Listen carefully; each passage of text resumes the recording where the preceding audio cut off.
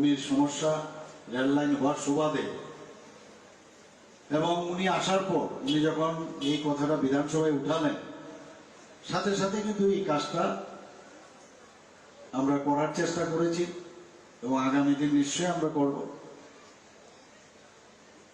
এবং আজকে যে ওনার যে প্রয়াণ দিবসে এখানে রক্তদান শিবিরের যে আয়োজন রাখা হয়েছে, তার যথার্থতা তখনই হবে যখন ওনার যে চিন্তা ভাবনা, ওনার যেভাবে মানুষকে নিয়ে চলার যে একটা প্রয়াস, সেটা যদি ওনার বোনও আগামী দিন করে, তাহলেই তার যথার্থতা হবে।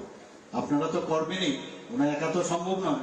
এখানে যারা উপস্থিত আছেন, অত্র এলাকার সমস্ত মানুষ ওনাকে সাহায্য করতে হবে, তবেই সেটা সম্ভব হবে। আমরা জানি রক্তদানের উপরে আর কোনো দান হয় না এরকম একটা দিনে।